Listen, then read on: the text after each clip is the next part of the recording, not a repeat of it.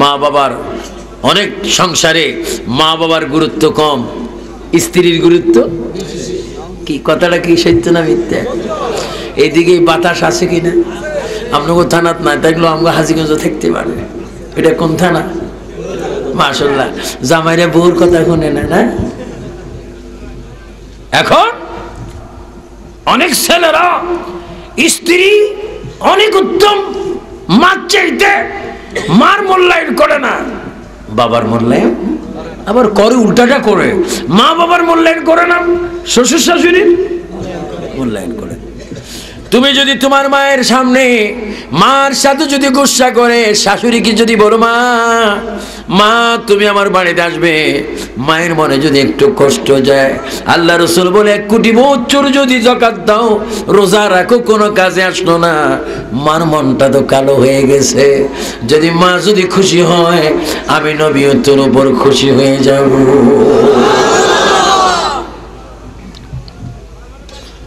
এজন্য আমার ভাইয়েরা, আবু সুফিয়ান আবিদি আল কাদিরের বক্তব্য শোনার জন্য আসলেন। আমি বহু রকম ওয়াজ করেছি, আমার এই 32 বছর 7 মাসের ওয়াজে কোনো কমতি নেই, ক্যাসেটের কমতি নেই। আজকে আপনাদের হাতে ধরে পায়ে ধরে বলবো, কখন কোন দিন কোন জায়গায় আমার মৃত্যু আমি বলা যায় না। আসুন আমরা একটু সুন্নি মানুষ আমল করি, মা বাবার খেদমত করি। হুজুর গাউসে পাক শাহেন শাহে বগদাদ মরা মানুষ জিন্দা করতেন, চোরকে কুতুব বানাইতেন, অসম্ভবকে সম্ভব করে দিতেন। এত কিছু করার পরও তিনি মায়ের কদমে বেশি বেশি করে চুমা খাইতেন। আজকে আমার ওয়াজের পরে নয়, এই মাহফিল আমার ফরজ চলবে না? এই মাহফিল যতক্ষণ চলবে, মাহফিলের শেষে মুনাজাত দিয়ে বাড়ির মধ্যে যদি মা থাকে, একটু মায়ের কদম আজকে চুমা দিবেন। বাবা যদি থাকে, বাবারে একটু পাউডার দেন, আপনার পায়ের টানের মধ্যে পায়ের মধ্যে একটু চুমা প্রদান করি। ও আমার সন্তান, জীবনে সালাম করিলিও না, চুমাও দিলি না, আজকে কেন তুই আমার মা বাবার কদমে চুমা দিলি? মা বাবাকে বলবেন, ও আমার মা বাবা। হাজীগঞ্জের আবু সুফিয়ান আবিদি আল কাদিরি তিনি বলেছেন, রাসূলের ঘোষণা, যেই সন্তান মা বাবার কদমে চুমা দেয়, সে যেন বেহেশতের জানালায় দরজায় চুমা খাইলো। আমার যুবক ছেলেরা আল্লাহর কসম দিয়ে বলো, হাত তুলে বলো, মা বাবার কদমে চুমা চাই কিনা? একটু হাত তুলে বলো, চাই কিনা? মা বাবার কদমে চুমা দিলে খুশি হবেন কে? হাত নামাও। না তুমি মেট্রিক পরীক্ষা দিছো, দাখিল পরীক্ষা? আমার মা মুরুক্ষ, জীবনে স্কুল মাদ্রাসায় যায়নি। আমি কি করি? মুরুক্ষুর মার পায়ের মধ্যে চুমা দিই। খবর দাও, এই দেশের সর্বোচ্চ মানুষ, প্রেসিডেন্ট, মাননীয় মহামান্য রাষ্ট্রপতি, বর্তমান রানিং প্রেসিডেন্ট জিল্লুর রহমান সাহেব, ঠিক কিনা? উনিও যদি বেহেশতে যেতে হয়, তার মায়ের পায়ের নিচে তার বেহেশত। আমাদের সকলের বেহেশত কার পায়ের নিচে?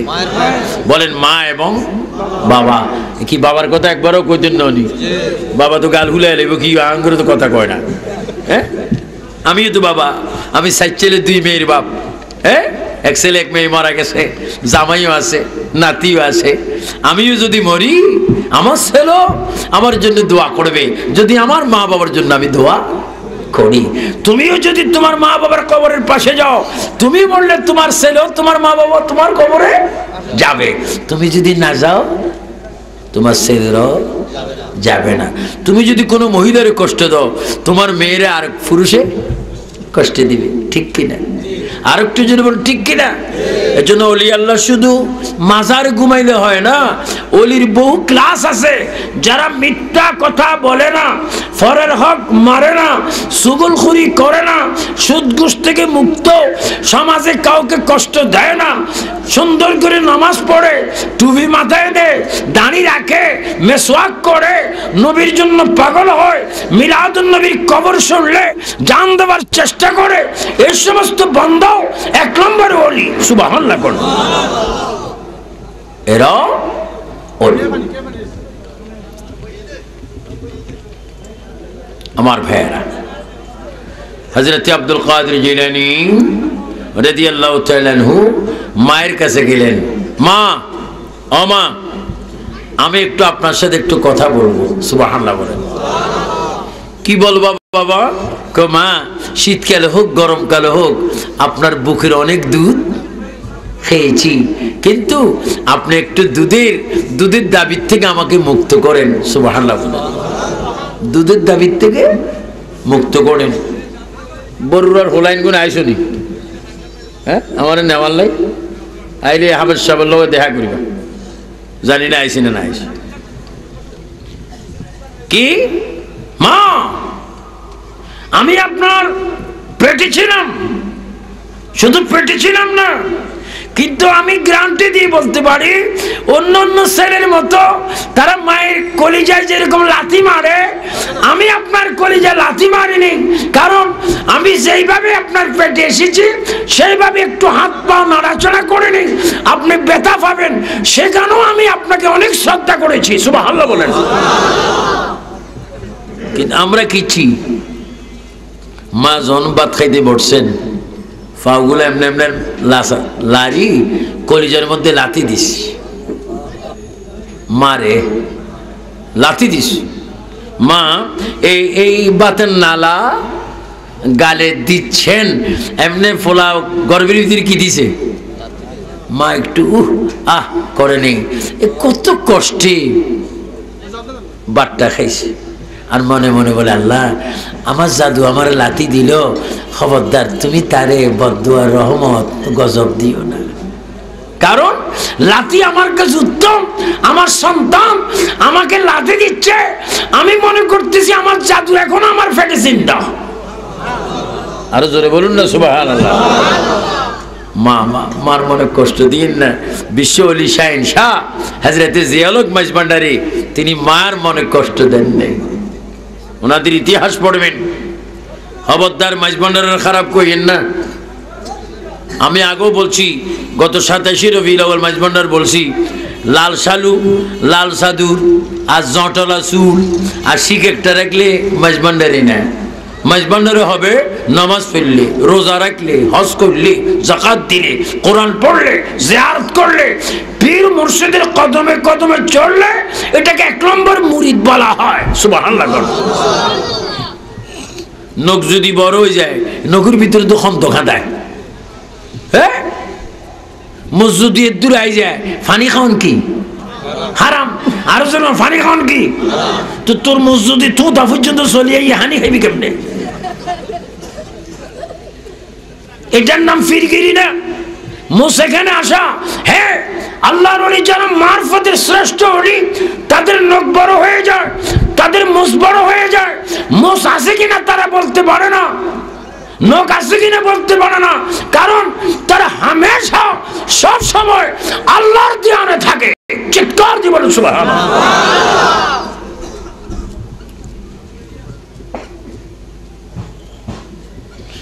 হযরতে জিয়াউল হক মাঝভান্ডারী এক ওয়াহাবির পেট্রোল পাম্পে গেছে। কার পেট্রোল পাম্প? ওয়াহাবির পেট্রোল পাম্প। ওমা আমি যদিও ভান্ডারি নয়, সব কিতাব আমি পড়ি, কারণ আপনাকে দোয়ায় আমি নইল 2-3 লক্ষ ওলিদের মাজার জিয়ারত করছি। 2-3 হাজার না, 2-3 লক্ষ। সৌদি দেখেন সীমানা, সিরিয়া, মিশর, জর্দান, ইরান, ইরাক, হ্যাঁ আরব আমিরাত, ফিলিস্তিন, ইসরায়েল, এই সমস্ত দেশে আল্লাহ আমাকে অসংখ্য ওলির মাজারে নিয়েছেন। ইরানে আমি এক মাজারে গিয়েছি, সেই মাজারে এখনো আল্লাহর ওলির বাম পাও মাজারের বাহিরে প্রতি বুধবারে নখ কাটা হয়। ওয়াহাবিরা বলছিল এটা কিসের ওলি, মরি মাটি হয়ে গেছে, ঠাস করি ফা বাইর করে দিয়েছে 650 বছর পর্যন্ত ফা এখনো মাজারের বাহিরে নখ কাটা হয়। সুবহানাল্লাহ। সমরকন্দ, ইরান। আমার ভাইয়েরা, হযরতে এই জিয়াউল হক মাঝভান্ডারী যার নামে কি আরো জোরগঞ্জ, যার নামে উনি এক ওয়াহাবি পেট্রোল পাম্পে ঢুকছে। তো ড্রাইভারে যাই, পেট্রোল পাম্পের বলতেছে আরে 2-3টা গাড়ি আছে, বাবাজান কেবলার গাড়িটা আসছে, একটু আমগরের তেলটা আগে দিয়ে দাও। তো ওই তো কয় পুরান পাগলার বাস জোটে না, নতুন পাগলের খবর নিয়ে আইস। তো জিয়ালক বাবা শুনছে এই কথা, কি রে আমরা কি নতুন পাগল নেই?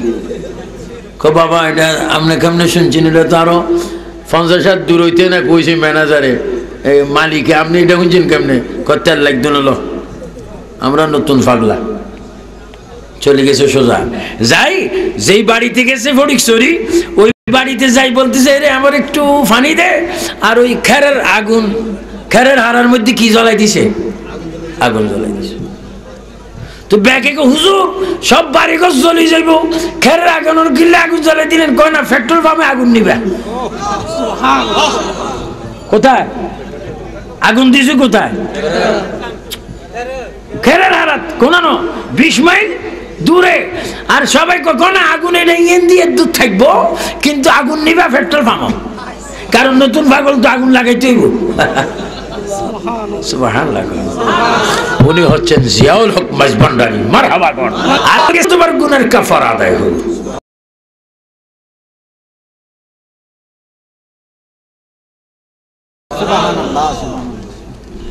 আমি কোনো ওনাকে মুরিদও না, কিন্তু ওনাগর আবার সারিও না।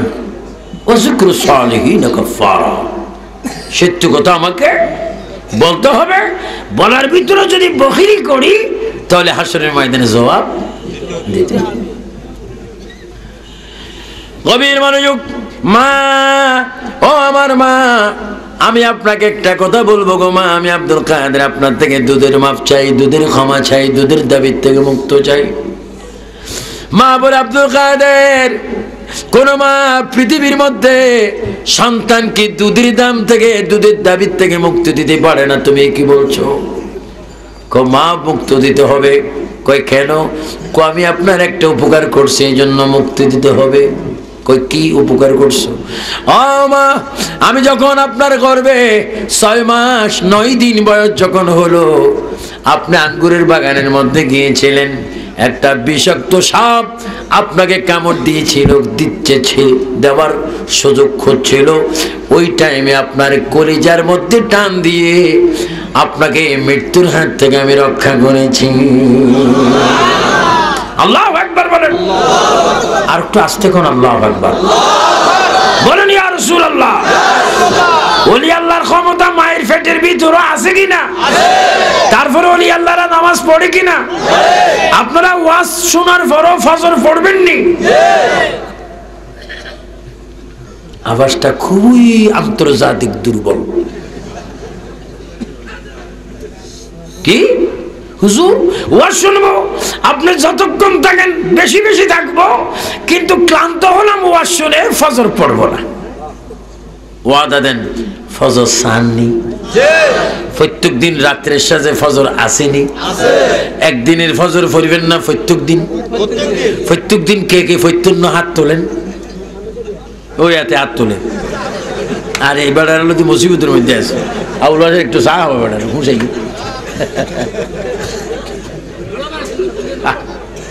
হ্যাঁ, তিনি বুঝে না 10 টিকা নোট চিনে, 50 টিকাও চিনে। এটা সবাই জোরে জোরে বলেন, আল্লাহুম্মা সাল্লি আলা মুহাম্মদ ওয়া আলা। একটু পানি আনে, চা ফেলাইছে, তুমি কেটে ধরো।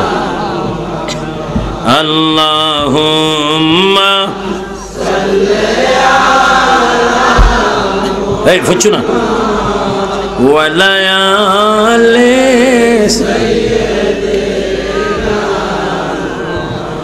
এই নাফতে যাইতে নবী মসজিদে। সবাই বলেন, এই নাফতে যাইতে নবী মসজিদে। উম্মতি উম্মতি আর জন উম্মতি উম্মতি আল্লাহুম্মা টিস্যু আছে, টিস্যু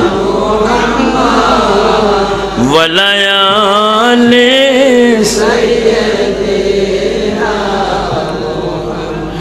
এই নাফতে যাইতে নবী মসজিদে, সবাই বলো এই না যাইতেন নবী মসজিদে, উম্মতি উম্মতি বলে কান্দিতেন। আল্লাহ একটু ডল এমনে এমনে বেকুফ।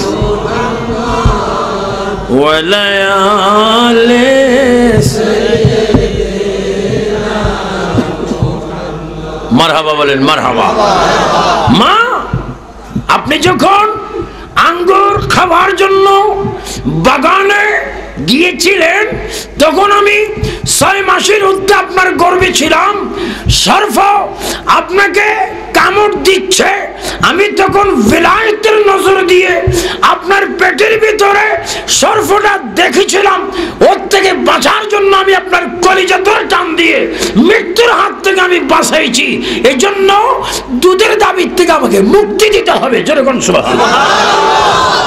দাবিটা যথাযথ সত্য কিনা, দাবি করার হুকুম আছে কিনা? আছে। কিন্তু মা বলে, বাবা এই ঘটনা তো তোমার আব্বাও জানে না, তুমি জানলা কোথার থেকে? ঘটনা তো আমি করছি। কিভাবে? মা, আমি শিশু অলি ছিলাম, আমি পেটের ভিতরে অলি আল্লাহ ছিলাম। আর একটু আসতে কোন সুবহানাল্লাহ।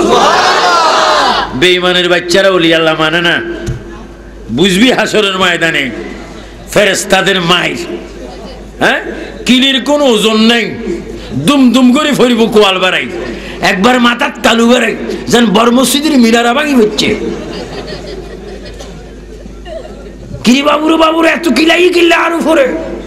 আমি না মুহাদ্দিস আছিলাম, আমি না বড় মুফতি আছিলাম, প্রিন্সিপাল ইমাম সাহেব আছিলাম, আর খোদার কসমে কিল্লা আইছি। হন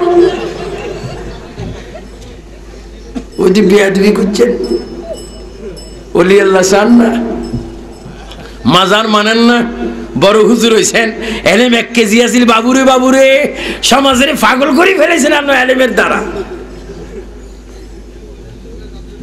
ওই মানুষ 1 নম্বর উত্তম শ্রেষ্ঠ আফজল আলা 1 নম্বর মুমিন, যে আল্লাহকে মানার মতো মানে, নবীকে মানার মতো মানে, মা বাপকে শ্রদ্ধা করে, সুশিক্ষা অর্জন করে, অথবা অর্জন না করলেও সুশিক্ষার প্রতি সম্মান রেখে সমাজকে ভালোবাসে, সবসময় নবীর সুন্নতকে ফলো করে, সে হবে 1 নম্বর আলেম। চিৎকার দিয়ে বলুন সুবহানাল্লাহ।